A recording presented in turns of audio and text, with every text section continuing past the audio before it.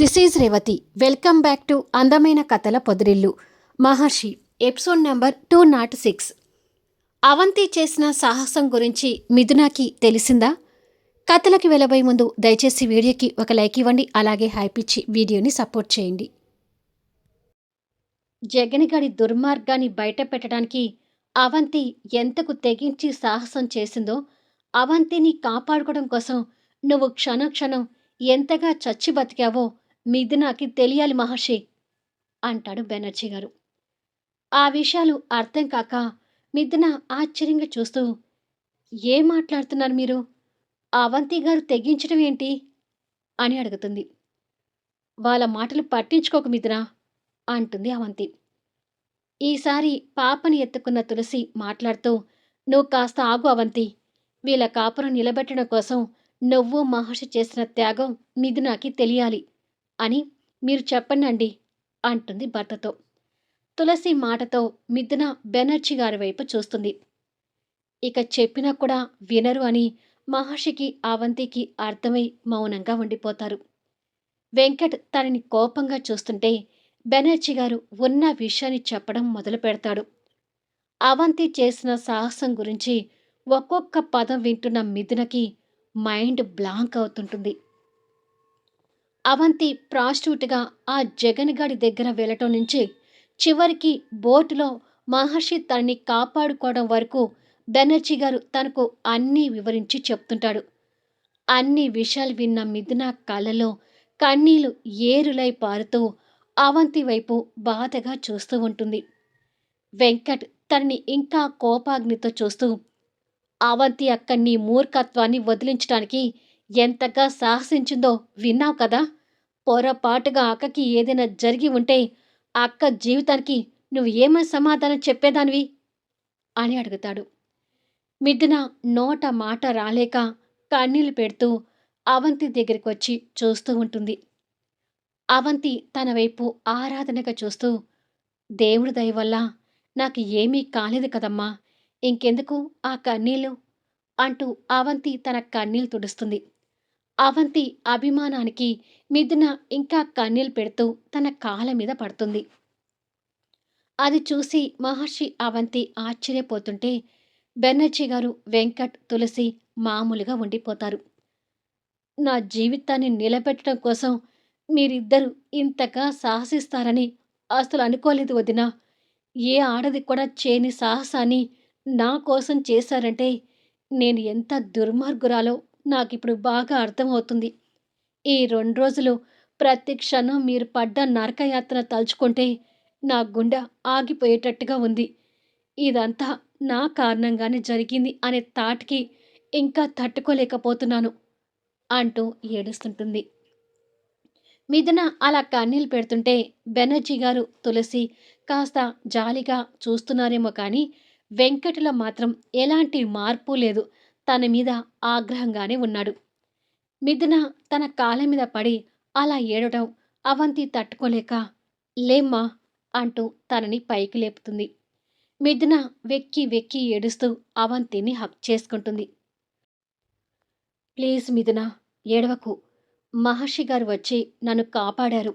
నేను క్షేమంగా బయటపడి ఆ జగన్ గాడి దుర్మార్గాన్ని బయట పెట్టాను. అంటే మేము రిస్క్ తీసుకుని టెన్షన్ పడ్డా చివరికి మనకి అంతా మంచే జరిగింది కదమ్మా, ఇంకా ఏడవకు అంటూ తన్ని ఎదురుగా పెట్టుకొని తన కన్నీళ్లు తుడుస్తూ ఓదారుస్తుంది. మీరు చేసిన త్యాగానికి నేను ఎన్నిసార్లు కాలు పట్టుకొని క్షమాపణ చెప్పినా తక్కువే అవుతుంది వదినా. అసలు ఈ క్షణం మీ గురించి విన్న తర్వాత నా గుండె బరువైంది అంటూ కన్నీళ్లతో చెప్తుంది. మేము రిస్క్ తీసుకున్నా నువ్వు నిజాలు తెలుసుకుని మారిపోయావు కదమ్మా, మాకది చాలు అంటాడు మహర్షి. మిథున అది విని వెంకట్ వైపు కన్నీళ్లతో ఆర్తిగా చూస్తుంది. మిథున చేసిన తప్పులకి కుమిలిపోతుంది వెంకట్. దయచేసి తనని క్షమించు అంటాడు మహర్షి. ప్లీజ్ సార్, ఈ విషయంలో నేను ఎవ్వరి మాట వినదలుచుకోలేదు. దయచేసి నన్ను ఫోర్స్ చేయకండి అంటాడు వెంకట్.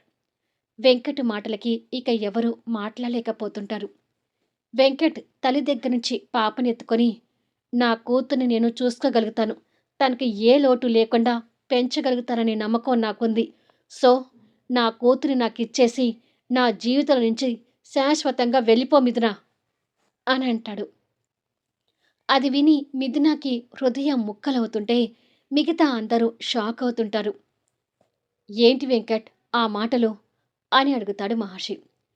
నా మాటలు ఇలా ఉండక ఇంకా ఎలా ఉంటాయి సార్? నా జీవితంలో తనకి ఇంకొకసారి ఛాన్స్ లేదు అని మొదట్నుంచి చెప్తూనే ఉన్నాను కదా! ఇప్పుడు కూడా అదే చెప్తున్నాను. నా జీవితంలో ఇక తనకి ఛాన్స్ లేదు.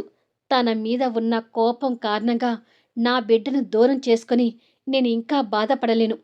నిజంగానే తనలో తప్పు చేసిన ప్రాయశ్చిత్తం ఉంటే నా బిడ్డని నాకిచ్చేసి తనని దూరంగా వెళ్ళిపోమని చెప్పండి అంటాడు వెంకట్. నో వెంకట్, నేనలా చేయలేను. మన బిడ్డతో పాటు నేను కూడా నీ దగ్గరే ఉంటాను. నన్ను దూరంగా వెళ్ళిపోమని దయచేసి చెప్పకు అంటూ మిథున వేడుకుంటుంది. వెంకట్ తనని కోపంగా చూస్తూ, నువ్వు నా నుంచి దూరంగా వెళ్ళిపోయేటప్పుడు కూడా నేను ఇలాగే నిన్ను వేడుకున్నాను. కానీ నువ్వేం చేశావు? నన్ను నా మనసుని అర్థం చేసుకోకుండా నిర్దాక్షిణంగా నన్ను వదిలేసి వెళ్ళావు. ఆ రోజు నేను కూడా నీలాగే ఏడ్చి కుమిలిపోయాను అంటాడు వెంకట్ అప్పటి పరిస్థితులకి బాధపడుతూ. నేను ఎంత తప్పుగా ప్రవర్తించానో నాకు అర్థమవుతుంది వెంకట్. కానీ ఇన్నాళ్ళు నీకు దూరమై నేను క్షణమైనా సంతోషంగా లేనని నీ మనసుకు కూడా తెలుసు. తెలిసి కూడా నాకు ఇంకా ఛాన్స్ లేదని చెప్పి నన్నింకా దూరం పెట్టాలని చూడకు. దయచేసి నీ మనసులో నాకు మళ్ళీ స్థానం ఇవ్వు అంటూ వేడుకుంటుంది. దట్స్ ఇంపాసిబుల్ అంటూ వెంకట్ గట్టిగా అరుస్తాడు. ఆ అరుపుకి మిథున భయంతో ఉలిక్కి పడితే మిగతా అందరూ విస్మయం చెందుతారు. నా మనసులో నీకు స్థానం ఇవ్వడం అనేది ఇంకా కాని పని మిథున. విడాకులు తీసుకొని అబ్రాడ్ వెళ్ళడానికి సిద్ధపడ్డావు కదా! అదే కంటిన్యూ చెయ్యి. నాకు విడాకులు ఇచ్చేసి నీ దారిన నువ్వు వెళ్ళు. కానీ బిడ్డని మాత్రం నేను నీకు ఇవ్వను అంటాడు వెంకట్. ఏమిట్రా అంత కఠినంగా మాట్లాడతావు అంటుంది తులసి. అవును వెంకట్, ఆ రోజు మిథున చేసిన తప్పే ఈరోజు నువ్వు కూడా చేస్తున్నావు అంటాడు మహర్షి. నేను తప్పు చేస్తున్నానా ఒప్పు చేస్తున్నానా అని ఇప్పుడు నేను నిర్ణయించుకునే పరిస్థితిలో లేను సార్. తను మాత్రం నా జీవితంలో ఉండకూడదు. అదే ఫైనల్గా నేను కోరుకునేది అని అంటాడు. అంత మొండిపట్టు పనికిరాదు వెంకట్ అంటాడు బెనర్జీ గారు. ప్లీజ్ నాన్న, ఈ విషయాల్లో నన్ను బలవంతం పెట్టకండి. మీరు ఎంతమంది ఎన్ని విధాలుగా చెప్పినా నా జీవితంలో తనకి ఇంకొకసారి ఛాన్స్ లేదు అని తెగేసి చెప్తాడు. అది కాదురా అంటూ తులసి కూడా నచ్చ చెప్పబోతుండగా, ప్లీజ్ అమ్మా, ఎవరు ఏమీ మాట్లాడకండి అంటూ మిథునాని కోపంగా చూస్తూ, నా జీవితం నుంచి శాశ్వతంగా వెళ్ళిపో మిథున అని అంటాడు. నీ నిర్ణయం నువ్వు చెప్పావు కదా! నా నిర్ణయం కూడా చెప్తాను విను వెంకట్. నేను చావైనా చస్తాను కానీ ఇక్కడి నుంచి మాత్రం వెళ్ళను అంటుంది మిథున మొండితనంతో. ఏంటి బెదిరిస్తున్నావా? నీ బెదిరింపులకి లొంగిపోయేవాడు ఇక్కడ ఎవ్వరూ లేరు అంటాడు వెంకట్ కోపంగా చూస్తూ.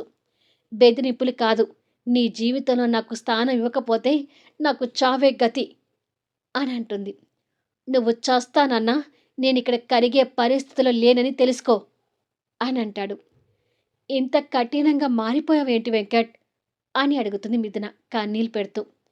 నన్నిలా మార్చింది నువ్వే. అయినా ఇంకా మన మధ్య మాటలు అనవసరం. నా బిడ్డ నేను పెంచుకుంటాను గాని నువ్వు అబ్రాడే వెళ్తావో ఇంకా ఎక్కడికైనా వెళ్తావో నీ ఇష్టం. నీ దారి నువ్వు చూసుకొని వెళ్ళిపో అని అంటాడు. వెంకట్ మాటలతో మహర్షి కంగారు పడుతూ బెనర్జీ గారి వైపు చూసి ఏదో ఒకటి చేయండి అంటూ సైగ చేస్తాడు. బెనర్జీ గారు అది చూసి కొన్ని క్షణాలు ఆలోచించి సరే అన్నట్టుగా కళ్ళతో సైగ చేస్తాడు. మిథున కన్నీళ్లు పెట్టుకుంటూ వెంకట్ వైపు ఆర్తిగా చూస్తుంటే, నీకు నీ భార్య వద్దకపోయినా మాకు మా కోడలు కావాలి వెంకట్. మా కోడల్ని కాదనుకోవటానికి మేం సిద్ధంగా లేము. మిథునాని లోపలికి రానివ్వు అంటాడు బెనర్జీ గారు. తండ్రి మాటలకు వెంకట్ ఆశ్చర్యంగా చూస్తూ ఉండగానే, అవును, మా కోడల్ని మేము వదులుకోలేము అంటూ తులసి మిథున చేయి పట్టుకొని ఇంట్లోకి లాక్కొని వస్తుంది. అది చూసి మహర్షి అవంతి సంతోషపడుతుంటే కూతుర్ని ఎత్తుకుని ఉన్న వెంకట్ అమ్మా అని కోపంగా అంటాడు. మీ అమ్మను కాబట్టే నీ పెళ్ళాం గురించి నేను ఆలోచిస్తున్నాను వెంకట్. నీ పెళ్ళాన్ని నువ్వు కాదనుకున్నా మా కోడలు మాకు కావాలి. నా మనవరాలకి తండ్రి ప్రేమతో పాటు తల్లి ప్రేమ కూడా దక్కాలి అంటే మిథున మనింట్లో ఉండాలి అంటుంది తులసి. మిథున కన్నీళ్లతో వెంకట్ వైపు చూస్తుంటే వెంకట్ తన వైపు అదే రౌద్రంతో ఉంటాడు. బెనర్జీ గారు కొడుకు దగ్గరించి మనవరాలు తీసుకుని, నీ పంతంతో నా మనవరాలకు తల్లి ప్రేమను దూరం చేయకు వెంకట్ అని అంటాడు. ఏంటి నానా మీరు తనకి సపోర్ట్ చేస్తున్నారు అని అడుగుతాడు వెంకట్. పాపంరా మిథున, తప్పు తెలుసుకుని బాధపడుతూ నీకోసం వచ్చింది. తను నీకు భార్య మాత్రమే కాదు, నా స్నేహితుడి కూతురు కూడా. నేను అన్ని విధాలుగా ఆలోచిస్తున్నాను కాబట్టి మిథునాని ఈ ఇంటికి రావడానికి ఒప్పుకుంటున్నాను అని అంటాడు బెనర్జీ గారు. ఓహో, మీకు నాకన్నా కూడా మీ స్నేహితుడి కూతురే మీకు ఎక్కువైందా అని అడుగుతాడు వెంకట్. స్నేహితుడు, కొడుకు, కోడలు అందరికన్నా ఇప్పుడు నాకు నా మనవరాలంటేనే ఎక్కువ అంటూ మనవరాల్ని ముద్దు చేసుకుంటూ, మీరు 4 గోడల మధ్య ఎన్ని గొడవలు పెట్టుకుంటారో, ఎన్నిసార్లు తణుకులాడతారో నాకు సంబంధం లేదు. కానీ నా మనవరాలకి తల్లిదండ్రుల ప్రేమలో ఎవ్వరి ప్రేమ దూరం కావటానికి వీల్లేదు. నా ముద్దుల మనవరాలు ఏ లోటు లేకుండా ఈ ఇంట్లో పెరగాలి. ఇది నా ఆర్డర్ అని సీరియస్‌గా చెప్పి చేతిలో కేరింతలు కొడుతున్న మనవరాల్ని చూస్తూ, మనం కాసేపు బయటికి వెళ్దాం పదమ్మా అంటూ మనవరాల్ని ఎత్తుకొని పెరట్లోకి వెళ్తాడు బెనర్జీ గారు. తండ్రి మాటలకు వెంకట్ చిరాకు పడుతూ తల్లి వైపు చూసి, ఏంటమ్మా మీరు ఇలా మారిపోయారు అని అడుగుతాడు. తులసి కొడుకు మాటలకి సమాధానం చెప్పకుండా, అమ్మ మిథున, నువ్వు రూంలోకి వెళ్ళి కాస్త రెస్ట్ తీసుకుందుగానరా అంటూ మిథున చేయి పట్టుకొని లోపలికి తీసుకువెళ్తుంది. మిథున భయంగానే వెంకట్ని చూస్తూ వాళ్ళ అత్తగారితో వెళ్తుంటుంది. ఆ ఇంట్లో తన మాటకి గౌరవం లేకపోయేసరికి వెంకట్ ఇంకా ఉక్రోషపడుతుంటాడు. వెంకట్ ఉక్రోషం చూసి మహర్షి కాస్త నవ్వుతూ వెంకట్ భుజం మీద చేయి వేసి, రేపు ఆఫీసులో కలుద్దాం వెంకట్ అని చెప్పి, రావంతి అని బయటికి వెళ్తాడు. తన మాటలు ఎవరూ పట్టించుకోకపోయేసరికి వెంకట్ కోపంగా నిలబడి ఉంటాడు. అవంతి కూడా దగ్గరికొచ్చి, త్వరలో నువ్వు మిథున తిరిగి ఒకటి కావడం కోసం ఎదురు చూస్తుంటాము అని చెప్పి వెళ్తుంటుంది. నెవ్వర్, మేము ఒక్కటి కావడం అనేది జరగని పని అని అనుకుంటూ మిథున మీద కోపంతో వెంకట్ గట్టిగా పిడికిలి బిగిస్తాడు.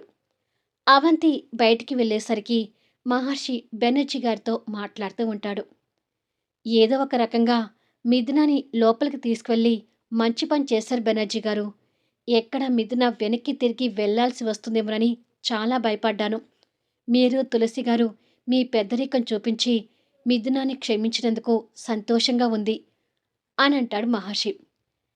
మిథునాన్ని లోపలికి తీసుకొచ్చాననే మాటే కానీ వెంకట్ కోపాన్ని చూస్తున్నావు కదా మహర్షి, మిథునాన్ని క్షమిస్తాడనే నమ్మకం నాకు కలగడం లేదు అంటాడు బెనర్జీ గారు.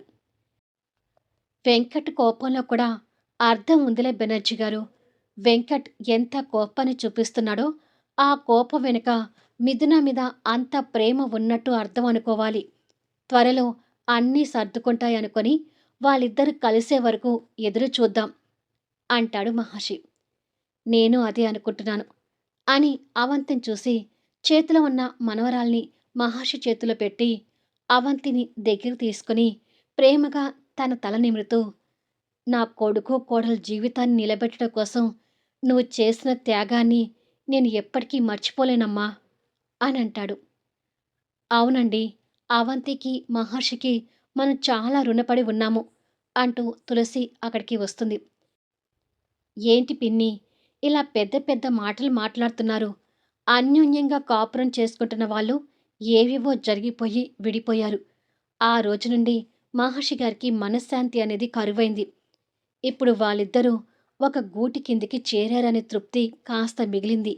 ఇక వాళ్ళిద్దరినీ దగ్గర చేసే బాధ్యత మీ ఇద్దరే తీసుకోవాలి అని అంటుంది అవంతి. తప్పకుండా ప్రయత్నం చేస్తాం అవంతి. ఆ తర్వాత దేవుడి దయ. కాకపోతే వెంకట్ కూడా కొన్ని విషయాల్లో మొండి వైఖరితో ఉంటాడు. అదే కాస్త భయపడుతున్నాను అంటుంది తులసి. అన్నీ నిదానంగా సర్దుకుంటాయిలే పిన్ని.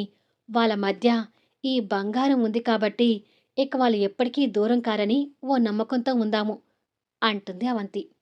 ఇలా కాసేపు మాట్లాడి ఇద్దరు పాపని ముద్దు చేసి ఇక వెళ్ళొస్తాము అని చెప్పి మహర్షి అవంతి వెళ్ళిపోతారు.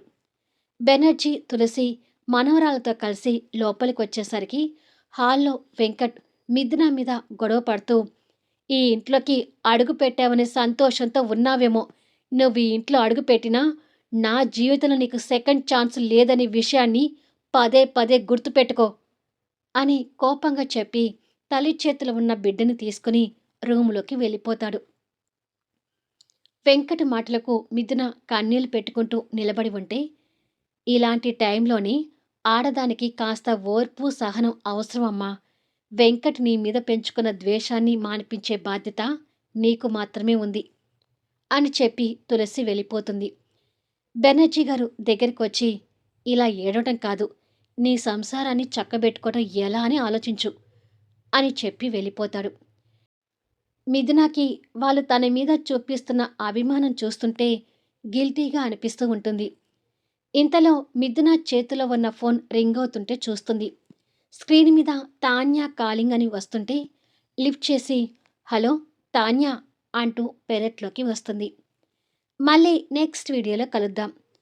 మహర్షి అవంతి ఎంత రిస్క్ చేశారు అనేది మిథున ద్వారా వాళ్ళకి తెలుస్తుందా? అదే జరిగితే వాళ్ళ రియాక్షన్ ఏంటి? వెంకట్లో మార్పు వస్తుందా? మిథునతో కలుస్తాడా? అసలు మహర్షి దుబాయ్ వెళ్ళి ఉంటే డేవిడ్కొచ్చే ప్రమాదం ఏంటి? కథ నచ్చితే దయచేసి లైక్ చేయండి, హైప్ ఇవ్వండి, మీ అమూల్యమైన కామెంట్స్ షేర్ చేయండి. Thank you for listening.